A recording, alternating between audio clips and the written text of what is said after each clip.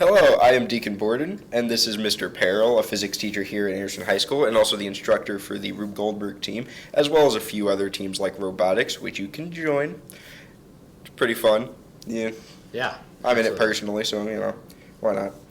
But, so, Mr. Perrel, what exactly is Rube Goldberg?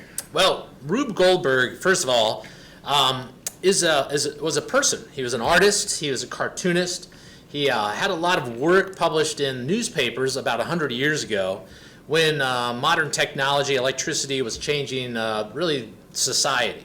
And he drew cartoons that focused on the satire of how machines, as seen on TV nowadays, are trying to make people's lives easier. And so he created these cartoons that would be an elaborate contraption to do a simple task. And so from that, we have these Rube Goldberg machines. And so something that we do here at the high school and is a national competition, international actually, is for people to get together and try to recreate some of his ideas, his contraptions, to make a very simple task in a very complicated way. Some people refer to it as almost like anti-engineering, because engineering is designed to make things efficient and be as productive and energy efficient as possible. But Rube Goldberg machines, while they involve a lot of engineering, efficiency is out of the question. It's designed to be fun, it's designed to be humorous, and so it's a long series of steps, kind of like knocking dominoes down a domino chain,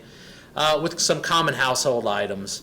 And so what we do is we have students put together with their imagination and using their skills of building an elaborate step of chain reactions to do something simple. Okay, so at least for this year, I'm guessing there is like a different objective to complete each and every year? That's right. The family, actually, of Rube Goldberg have a corporation that organizes this event every year, and every year they put out a task, meaning the final task of your machine. This year's final task was to assemble a Lunchable snack, with the little crackers and the cheese and the meat. And so it's kind of like to have at the very end this little snack get assembled.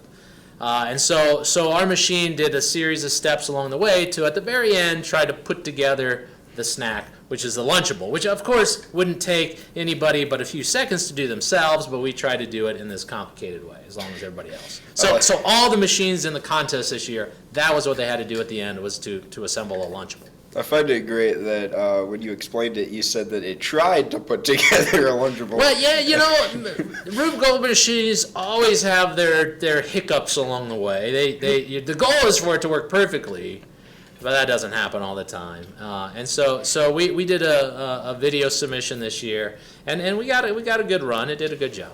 So, on speaking of, how they don't really run perfectly, what were like the challenges that were faced from you and your team on this Rube Goldberg machine? Well, for starters, I got a great group of students that worked this year on the machine.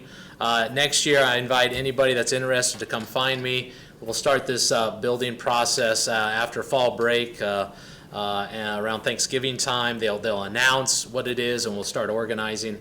The building process itself is an innovative process where you try to make something, you have an idea, it usually gets built a little differently than what you thought, and making it reliable is a big challenge.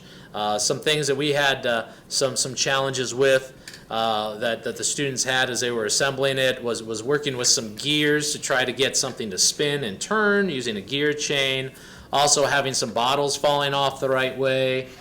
We have a mouse trap, and if the mouse trap doesn't get hit just right, then it doesn't work, and then you got to reset everything that led up to it. And so inevitably along the way, things will fail, and so that actually adds to the excitement, because boy, when things work perfectly, it's like in a major event. There's cheering, there's a lot of a celebration that goes on, and so that's part of the enjoyment of Rube Goldberg. Challenges are nonstop and frustrations there, but when it works, that's a great feeling, and that's what makes it fun. So toward the beginning of your statement there, you said that if anybody was interested, they could see you and in this room, which is A223, A223 physics room. and you guys would start building after fall break. Is there any like qualifications needed for Rube Goldberg? You know, if you're interested, come talk to me about it. You don't have to have a particular class. You don't have to have been one of my students. But it does take some time commitment. We want people that do want to do it to be able to support the team. It is a team-oriented activity. And so if you are able to spend usually about 2 days a week, roughly 2 hours after school each day, and we just do it after school. Occasionally on a Saturday we'll get together, especially as we get closer to our deadlines. We may have to do some Saturday work to get it worked out. But no skills really required. Just an imagination. We need all kinds of skill sets. It's not just can you engineer or computer code something. That's not at all what this is. We'd like to have people with artistic talents that are good at bringing creativity. We're also looking for people that have a humorous side to that. Like I said, Rube Goldberg isn't just about engineering and design work, but it's also about entertaining. And so we're always looking for somebody that has maybe a little bit of theater, kind of comedy side to them, that's willing to be able to bring some humor to the machine and creativity. So we're looking for a wide group of talents. And usually the way it works out is that people will work in some smaller teams. Usually we've got 3 or 4 parts of the machine. And of that, maybe 3 or 4 people will work together on that part to then get stitched together for the entire machine. So if you have 2 or 3 friends that maybe you're not sure if you want to do it by yourself, bring them into it. We'll find a little niche for you to be working on together as part of the entire project. Okay, so it seems that, like everybody is invited, basically. It's an entire community, regardless of who's better at anything, really. You can find a place in Rube Goldberg. That's right. You can find a place. We're welcoming all that talent. And over the years, we've had a lot of success. Up here, you'll see some of the trophies we've had here for our students that have spent a lot of hours on that. Also being able to go to a competition. This year, unfortunately, we were only able to participate in the video portion, which is just submitting a run that you do on YouTube, and then judges reviewed it. But typically, we load the machine up in a trailer, drive to a high school here in Indiana who hosts an event, and there'll be other high schools there who also have their machines to complete the same final task, but they all look extremely different.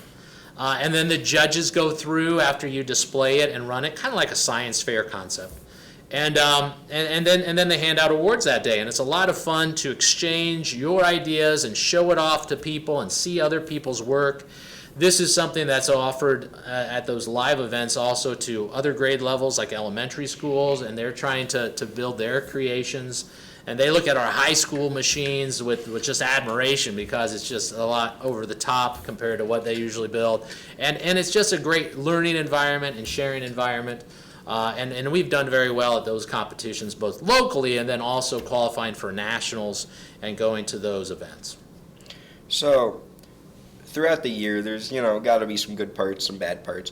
What was your over-the-top, most favorite moment of this year's Rube Goldberg? Of this year's machine, I have probably a couple things. I enjoyed, every year we have our kind of classroom mascot Bongo, who's our stuffed monkey, who does all kinds of physics demonstrations. And so he was on a skateboard getting blown by a hairdryer this year. That was kind of a fun spot. And then also we were able to integrate some fire into this year's event. Usually you can't have fire or explosives, so coming up with a way of burning through a string with a candle, that was kind of built in some tension and anticipation in the machine, which is good. So I think that we've drawn some excitement here today for Rube Goldberg, and I'm excited to see what you guys do next year. Well, they're going to announce next year's main goal in September of next year, and that's why after fall break we'll know exactly what it is they want us to build.